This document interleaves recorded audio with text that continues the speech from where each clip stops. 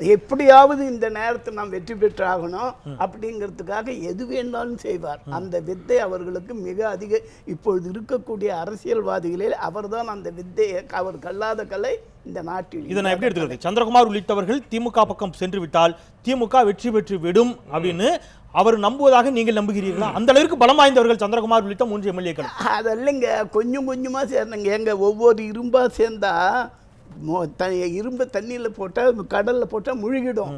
சின்ன சின்ன இரும்பா சேர்ந்து நல்ல முறையில் எல்லாத்தையும் பற்ற வச்சோம்னா அது கப்பலாக மிதந்து போகும். அந்த கலையை தெரிஞ்ச ஒரு 1000 முடிச்சு போட்டு அந்தரத்தில் தேர் ஓட்டலாம் என்பது. ரொம்ப பாராட்டாதீங்க, ரொம்ப பாராட்டாதீங்க. கருணாநிதி அவர்களை ரொம்ப பாராட்டாதீங்க. அதிமுக இருக்கிறீங்க, அதிமுக இருக்கிறீங்க, ரொம்ப பாராட்டாதீங்க கருணாநிதி. ஏங்க பாராட்டுறது பாராட்ட வேண்டிய பாராட்டுங்க. நாங்க எங்களுக்கு யாரை பாராட்டணும், எப்ப பாராட்டணும், எப்ப என்ன செய்யணும் எங்களுக்கு தெரியும். அது யாரும் எங்களுக்கு சொல்லிக் கொடுக்க வேண்டிய அவசியம் இல்லை. நாங்க அங்கேயே இருந்து வந்தவங்க தான். விஷத்தில் உரிய வித்துக்கள் அதிமுக, அதை தெரிஞ்சுக்குங்க. விஷத்தில் உரிய வித்துக்கள் அது எதுன்னு தெரிஞ்சுங்க. அங்கே வரும். ஆகவே இது ரொம்ப புறம்போட்டு எடுத்துது. ரொம்ப தேறிய விதை. இந்த விதைகள்லாம் மோசமே இல்லை அப்படிங்கிற அளவுக்கு இருக்கிறது. அதனால தான் புரட்சி தலைவி அம்மாவின் தலைமையில் உறுதியாக இருக்கிறோம். 2 கோடி கிட்ட இப்போ உறுப்பினர்கள் இல்லை. இப்போ நான் இன்னொரு கேள்வி பார்க்கிறேன். அவர் பலகரப்பி அவர் கேள்வி வச்சிருந்தாரு. அதிமுகவிற்கு இவர்கள் சென்ற பொழுது ஏன் வைகோ உள்ளிட்டவர்கள் எதிர்க்கவில்லை அப்படிங்கிற ஒரு கேள்வி வச்சார் இல்லையா? இந்த மாதிரியான அதிமுகவினுடைய செயல்பாடுகளை நான் சொல்றது மற்ற எல்லா செயல்பாடுகளும் எதிர்க்கிறார். இன்னைக்கு கூட கடுமையாக அதிமுக விமர்சித்திருக்கிறார். விவசாயிகள் சங்க போராட்டத்தின் பொழுது மிக கடுமையாக விமர்சித்திருக்கிறார். ஆனால் இந்த மாதிரியான தேமுதிக எம்எல்ஏக்கள் வருகின்ற பொழுதெல்லாம் விமர்சிக்காதது கூட திமுக தரப்பில் இது பி டீம், நீங்க தான் அந்த டீமே களமிறக்கிருக்கீங்க குற்றச்சாட்டெல்லாம் வைக்கிறாங்கல்ல, சொல்லுங்க. அது கொஞ்சம் அந்த குற்றச்சாட்டிற்கான காரணங்கள் இதுவாக கூட இருக்குமோன்னு கேட்குறேன். அதாவது அதிமுக கழகம் வேற ஒரு கட்சியிலிருந்து ஒருத்தர் இழுக்க வேண்டிய அவசியமே இல்லை. யாரையாவது இழுத்தாதான் ஆட்சி நிற்கும், கட்சி நிலைக்கும், இல்லைன்னா போயிடும் என்ற நிலையில் இல்லை.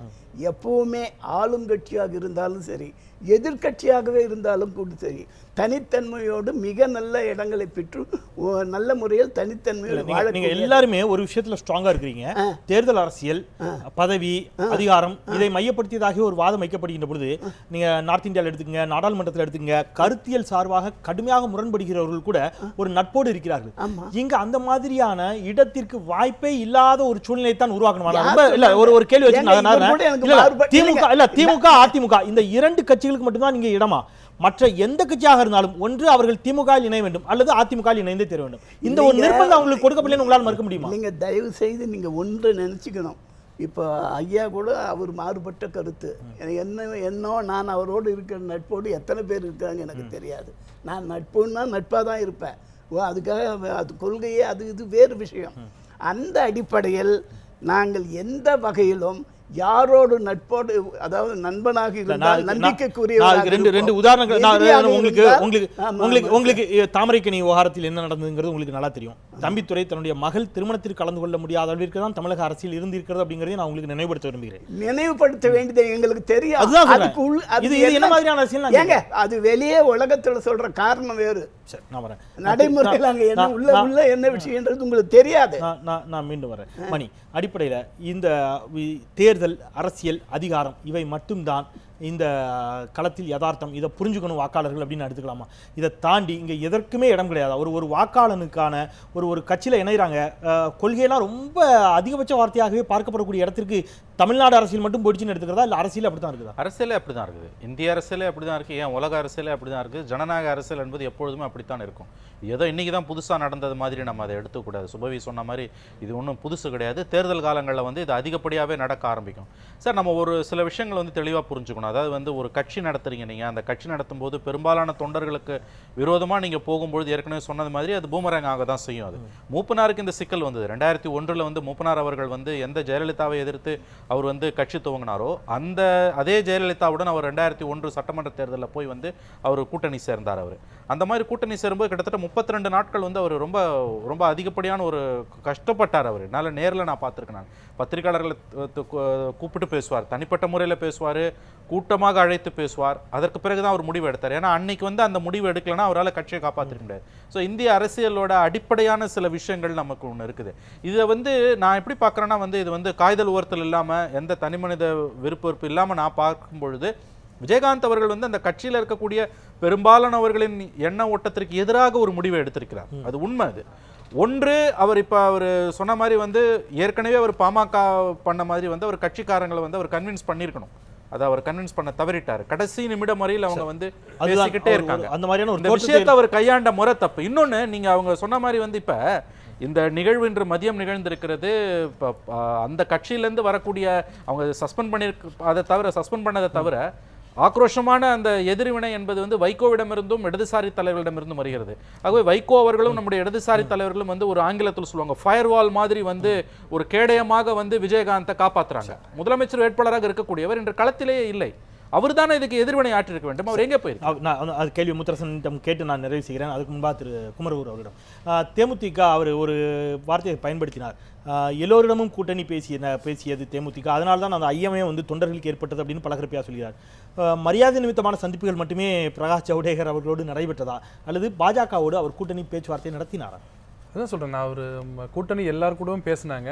அதனால அவங்க பெரிய சறுக்கா நான் நினைக்கிறது. பாஜகவோடும் பேசினார், கண்டிப்பாக பேசினார். ஆனா அது மரியாதை நிமித்தமான சந்திப்பு அவங்க சொன்னாங்க. இல்ல அதான் சொல்றேன், அவர் மரியாதை நிமித்தமாக சந்திப்புன்னு சொல்றவர் இன்றைக்கு வந்து பார்த்த தலைவர்கள் என்னை கூட்டணிக்காக அழைத்தார்கள், ஆனா நான் போக மாட்டேன் என்று சொல்லிவிட்டேன். கூட்டணி இல்லை சொல்லியிருக்கலாமே, அவரோட யாரும் கண்ட்ரோல் பண்ண முடியாது. ஆனா அது எல்லாத்தையுமே வந்து கீப் இட் இன் அபியன்ஸ் மாதிரி எல்லாத்தையுமே வச்சிருந்தார்.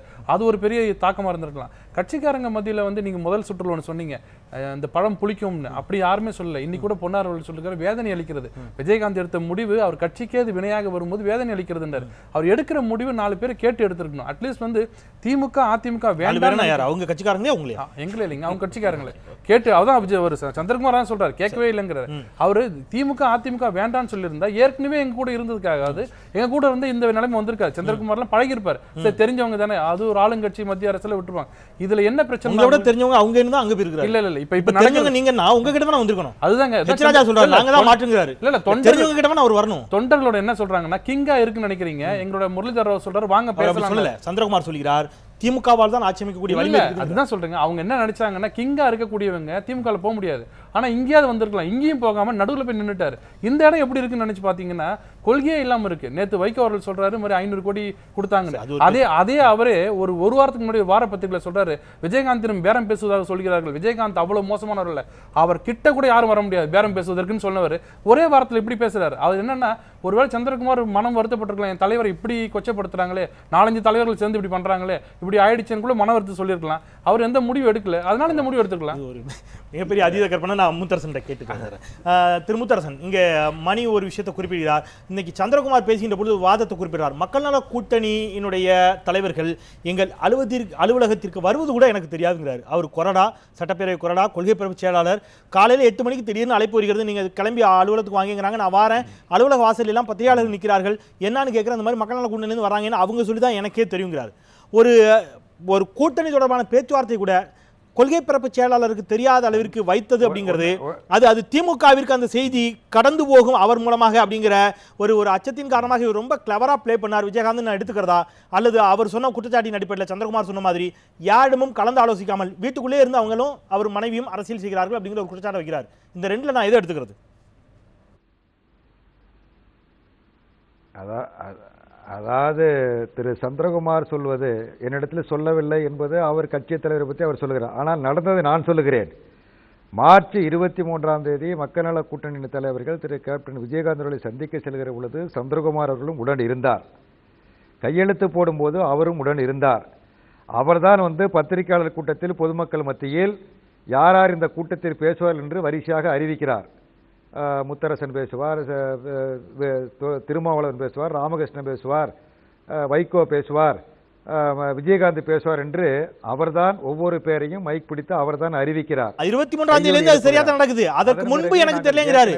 அதற்கு முன்பு எனக்கு தெரியாது, அதன் பிறகும் கூட நான் கேட்கும்போது வேட்புமனு வாபஸ் வாங்கும் வரை கூட்டணி மாற்றிக்கொள்ளலாம், அதை பத்தி நீங்க கவலைப்படாதீங்க, நான் செய்வேன்னு சொன்னாருங்கிறார். நான் என்ன சொல்றேன்னா, அவர் 28ஆம் தேதி பிரச்சாரத்துக்கு இது சொல்லுவதெல்லாம் உண்மை என்று சொன்னால் 28ஆம் தேதி எங்களோட ஒரு பிரச்சாரத்திற்கு வந்திருக்க கூடாது. இது எனக்கு உடன்பாடு இல்லை. என்னை கேட்காமல் இங்கே எல்லாம் நான் ஒரு கொள்கை பரப்பு செயலாளர், நான் கொள்கை பரப்பு செயலாளர் இருக்கிற பொழுது எனக்கு தெரியாமல் நீங்கள் முடிவெடுக்கிறீர்கள், நான் இதுக்கு வரமாட்டேன் என்று சொல்றேன். இன்னும் நான் சொல்லுகின்றேன், நாங்கள் பிரச்சாரத்திற்கு செல்ல ஊர்னது ஒரு வாரப்பத்திரிகையில் சந்திரகுமார் இங்கிருந்து விலகப் போகிறார் என்கிற ஒரு செய்தி வருகிறது. அந்த செய்தியை படித்துவிட்டு நான் அவரிடத்திலே காண்பிக்கிறேன், சந்திரகுமாரிடத்திலே காண்பிக்கிறேன். நான் இதை பார்த்து விட்டேன் அண்ணேன் என்று சொல்லிவிட்டு நடந்த 7 பொதுக்கூட்டங்களிலும் அதை மறுத்து பேசுகிறார். அப்படி நான் எந்த முடிவும் எடுக்கவில்லை, பத்திரிகையில் என்னை பற்றி தவறாக சொல்கிறது என்று அவரே சொல்லுகிறார். எல்லா பொதுக்கூட்டங்களிலும் அந்த வாரப்பத்திரிகை காண்பித்து, அது எந்த பத்திரிகை நான் சொல்ல விரும்பவில்லை, அந்த வாரப்பத்திரிகை எடுத்து காண்பித்து இந்த வாரப்பத்திரிகை என்னை களங்கம் கற்பிக்க விரும்புகிறது, களங்கம் ஏற்படுத்துகிறது. இல்ல இப்பவும் அவர் வந்து கட்சி தாவக்கூடிய எண்ணத்தில் இன்றைக்கு அவர் நான் அந்த மாதிரி எண்ணம் எனக்கு இல்லைன்னு அவர் சொல்றாரு. நீங்க மறுபரிசீலனை செய்யுங்க, திமுகவோட கூட்டணி மறுபரிசீலனை செய்யுங்க, மக்கள் நல கூட்டணியோட கூட்டணி மறுபரிசீலனை செய்து திமுகவோடு கூட்டணி வைத்துக் கொள்ளுங்கள் என்பது மட்டுமே கோரிக்கை அப்படிங்கிறத அவர் வலியுறுத்துகிறாரு. நான் இந்த அளவில் ஒரே வரியில் சுருக்கமா முடிச்சிருங்க, ஒரே வரி நேரம் கடந்துருச்சு. நான் கேட்கிறேன், ஒரே வரியில முடிக்கிறேன். ஒரு கட்சியில இருக்கிற ஒரு சட்டமன்ற உறுப்பினர் கட்சிக்குள்ள பேச வேண்டியது வெளியில வந்து பேசினால் எந்த கட்சியாவது ஏற்றுக்கொள்ளுமா?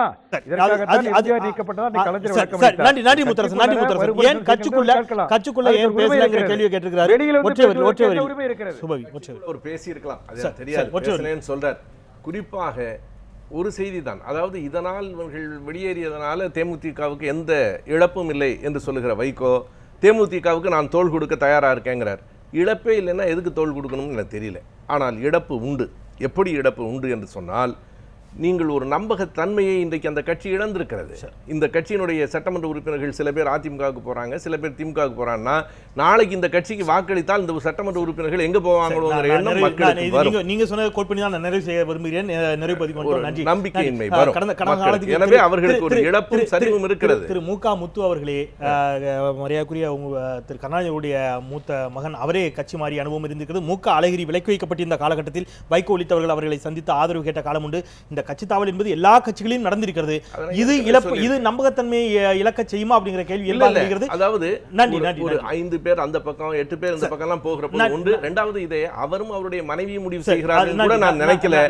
அவர் மனைவி மட்டும்தான், அவர் எங்க இருக்காருன்னு தெரியல. ஒரு ஆட்கொணர்வு மனு போட வேண்டிய கட்டாயம். நிறைவு செய்யல, நேரம் கடந்துருச்சு. நான் 10 மணி செய்திகளுக்கு வழி கொடுக்கணும். ஐயா, நான் நிறைவு செய்றேன். இருங்க, ஒரே வார்த்தை முடியும். எத்தனை வித்தை கத்தவராக இருந்தாலும் எத்தவனை எழுப்ப முடியாது. சரி, வருகிற தேர்தலில் மு.க. என்னதான் போட்டாலும் அவர் இப்பொழுது தேர்தல் நின்னா கண்டிப்பா தோப்பார். இதுவரையும் அவன் தோற்றதில்லை. நீங்க 57 இருந்து நீங்க சொல்லக்கூடிய பழமொழியெல்லாம் புரிஞ்சுக்கிறதுக்கு எனக்கு ரொம்ப சிரமமா இருக்குது. நல்ல உங்களுடைய ஆழ்ந்த அனுபவத்திற்கு ஈடு கொடுக்க முடியல. நன்றி. 4 பேர் தொடர்ச்சியான பணிகளுக்கு மத்தியில் இணைந்தீர்கள், மிக்க நன்றி. திரு முத்தரசன், நேரலையில் இணைந்தீர்கள் தொடர்ச்சியான பணிகளுக்கு மத்தியில் உங்களுக்கும் என்னுடைய நெஞ்சார்ந்த நன்றிகள். திரு முத்தரசன், இந்த அளவிலே நாம் நிறைவு செய்யலாம். தேர்தல் நெருங்க தேர்தல் அரசியலில் என்ன மாதிரியான அதிர்ச்சி தரக்கூடிய அல்லது ஆச்சரியப்படுத்தக்கூடிய நிகழ்வுகள் நிச்சயமாக நாளொரு மேனியும் நிமிடத்திற்கு ஒரு முறையும் அரங்கேறி கொண்டிருந்தாலும் அதில் ஆச்சரியப்படுவதற்கில்லை. இன்னமும் தேர்தல் நெருங்க இந்த மாதிரியான பல சுவாரஸ்யமான செய்திகளை நிச்சயமாக நேர்கள் பார்க்கக்கூடும். அந்த நம்பிக்கையோடு நிறைவு செய்கின்றேன். மறந்து கொண்டே இருப்பது மக்களின் இயல்பு, அதை மீண்டும் மீண்டும் நினைவுபடுத்திக் கொண்டே இருப்பது எனது கடமை. நாளை மற்றும் சில சமூகம் சார்ந்த பிரச்சனைகளோடு மீண்டும் உங்களை சந்திக்கின்றேன். நான் செந்தில். இது கேள்வி நேரம். நன்றி.